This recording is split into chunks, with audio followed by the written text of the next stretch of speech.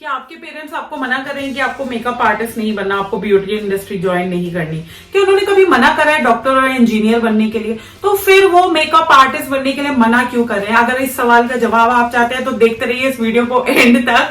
मेरा नाम है सहबा और आपका बहुत बहुत स्वागत है मेरे चैनल पे, जहां मिलती है आपको हिम्मत, हौसला और पैदा होता है यही। बस हमें थोड़ी सी हिम्मत दिखानी, अपने आप को खुश करिए और अपनी डेली लाइफ रूटीन में आपको निकालिए। देखो, अगर आप चाहते हो कि आपको मेकअप आर्टिस्ट बनने के लिए, ब्यूटी इंडस्ट्री ज्वाइन करने के लिए आपके पेरेंट्स या हस्बैंड आपको अलाउ कर दे, तो सबसे जो अच्छा साधन है वो है communication. Communication is the solution of all problems.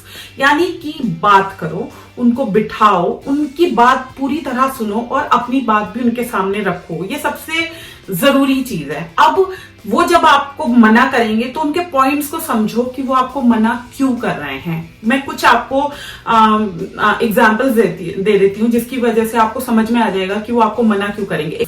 कुछ प्रोफेशंस का नाम बहुत बदनाम होता है, उनका नाम खराब होता है, उनको लगता है कि ये काम सही नहीं है। ये मैं नहीं कह रही हूँ, मतलब सोसाइटी के अकॉर्डिंग मुझे तो बहुत पसंद है, तो मैं आपको यही बता रही हूँ कि सोसाइटी के हिसाब से लोग इस काम पे उंगली उठाते हैं, इसीलिए पेरेंट्स या हस्बैंड हमें मना करते हैं कि हमें ये काम नहीं करना चाहिए। तो टाइमिंग्स की वजह से वो आपको मना कर सकते हैं कि लेट इवनिंग्स या लेट नाइट्स के लिए वो आपको मना कर सकते हैं कि इस काम में जो है आप देर लग जाती है, लड़कियां घर पे देर से वापस आती हैं, इस तरह की वजह से भी लोग मना करते हैं। दूसरा कि ये काम के लिए आपको किसी और की जगह पे जाके काम करना पड़ता है, यानी कि आप मान लो मेकअप आर्टिस्ट हो तो कोई आपको होटल में बुलाएगा, वहां जाके आपको मेकअप करना पड़ेगा। अपने पेरेंट्स को कन्विंस करो कि टाइमिंग्स का कोई इश्यू नहीं होगा, आप टाइम पे घर पे होंगे, यानी कि ज्यादा लेट नाइट या लेट इवनिंग्स तक भी आप काम नहीं करोगे। ये एक इश्यू होता है पेरेंट्स के साथ हो या हस्बैंड के साथ हो।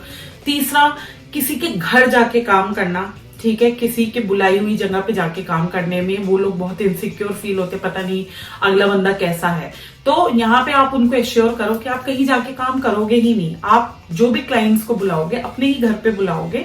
और इन केस कभी आपको जाना भी पड़े, आपको अच्छे पैसे भी मिल रहे हैं, उसकी वजह से आपको कहीं जाना भी पड़े, तो आप अपने किसी फैमिली मेंबर को साथ लेकर जाओगे। वजह ये होती है, उनको लगता है कि आप पढ़ाई से जान छुटाकर और क्वालिफिकेशन को साइड में रख के इस काम को करना चाह रहे हो, सिर्फ इस वजह से क्योंकि आपको पढ़ाई नहीं करनी है, इस वजह से भी मना करते हैं। तो कुछ ऐसे ये कुछ चीजें हैं जिसकी वजह से पेरेंट्स हमको मना करते हैं। तो यहाँ पे हमें जरूरत है कि हम पेरेंट्स का जो ट्रस्ट है अब वो बिल्ड करें, अब उनके अंदर एक कॉन्फिडेंस पैदा करें अपने आप को लेकर, और उनको बताएं कि हम कोई क्वालिफिकेशन नहीं छोड़ेंगे, हम पूरी क्वालिफिकेशन करेंगे और क्वालिफिकेशन पूरी हासिल करने के बाद ही हम इस इंडस्ट्री में आएंगे। अब यहाँ पे ये समझना है कि वो क्वालिफिकेशन पे इतना स्ट्रेस क्यों देते हैं और इस इंडस्ट्री पे इतना स्ट्रेस क्यों नहीं देते। वो इस वजह से नहीं देते क्योंकि एक चीज होती है क्वालिफिकेशन, ठीक है, और एक चीज होती है क्रिएटिविटी। अब क्वालिफिकेशन अगर आप पूरी कर लोगे, जैसी भी आपकी क्वालिफिकेशन होगी उसमें आपका फ्यूचर जो है वो सिक्योर हो जाएगा। यानी कि आपकी क्वालिफिकेशन के बिहाफ पे आपको कभी भी कोई भी छोटी मोटी नौकरी मिल सकती है, बड़ी भी मिल सकती है जैसी आपकी क्वालिफिकेशन होगी, और आप पैसा कमा सकते हो, यानी आपको जॉब मिल सकती है। लेकिन क्रिएटिविटी जो हमारी इंडस्ट्री है ये क्रिएटिव फील्ड है, इसमें पढ़ाई लिखाई की इतनी जरूरत नहीं है, ये क्रिएटिविटी है, टैलेंट है, स्किल है। और इसके जैसे प्रोफेशन और भी होते हैं जिसमें जो क्रिएटिव होते हैं, जैसे कि एक्टिंग, डांसिंग, सिंगिंग, पेंटिंग या म्यूजिशियन बनना, ये सब भी क्रिएटिव फील्ड्स होती है। पेरेंट्स उन चीजों को लेके भी आपको, या मॉडलिंग, उन चीजों को लेकर भी आपको मना करते हैं क्योंकि उनको लगता है कि जितनी क्रिएटिविटी चाहिए इस फील्ड में आगे बढ़ने के लिए, उतने क्रिएटिव आप नहीं हो, उतना टैलेंट आपके अंदर है ही नहीं, आप फेल हो जाओगे, आप ग्रो नहीं कर पाओगे, जिसकी वजह से कल को आपको खुद को ही तकलीफ होगी और आपका समय खराब होगा। इस वजह से वो आपको जाने ही नहीं देते और वो कहते हैं कि भैया तुम पहले पढ़ाई पूरी करो, उसके बाद देखा जाएगा। तो समझना है, तो बेसिकली वो क्या चाह रहे हैं कि हमारा फ्यूचर सिक्योर हो जाए। तो फ्यूचर सिक्योर करने की जिम्मेदारी तो हमारी खुद की भी बन। कन्विंस करने का सिर्फ यही तरीका है कि आप उनसे बात करिए और उनको कन्विंस करिए कि जो जो उनकी डिमांड्स हैं, जो उनके रूल्स हैं, वो आप ब्रेक नहीं करोगे, उनकी सारी डिमांड्स को फुलफिल करोगे, उनके अकॉर्डिंग चलोगे। और जब आप एक समय के बाद आप जब ग्रो कर जाओगे ना, राइज कर जाओगे, तो वो लोग भी बोलना बंद कर देंगे। लेकिन जब तक आप राइज नहीं करोगे, राइज नहीं करोगे, उठोगे नहीं, आगे नहीं बढ़ोगे, तब तक वो आपको बोलते ही रहेंगे। तो आपको अपनी कमर कस लेनी है, आपको कसम खा लेनी है कि भाई अपनी मर्यादाओं में रह के, जैसा भी आपके पेरेंट्स ने जो डिमांड्स आपके सामने रखी हैं उनको मद्देनजर रखते हुए, उनके रूल्स को मद्देनजर रखते हुए, दिमाग में रखते हुए आपको अपने प्रोफेशन में हल्के हल्के आगे बढ़ते रहना है।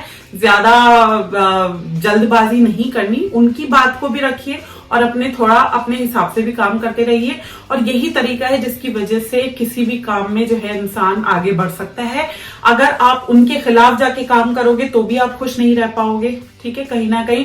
तो ऐसा बीच के पॉइंट पे आ जाइए जहां पे आप थोड़ा उनका भी मानो और थोड़ा अपना भी करो, तो आप जल्दी से ग्रो कर पाओगे। और वीडियो अच्छा लगा हो तो जल्दी से लाइक करिए, शेयर करिए, सब्सक्राइब करिए मेरे चैनल को और दबाइए नोटिफिकेशन बेल, ताकि इसी तरह के वीडियोस आप तक सबसे पहले पहुंचे।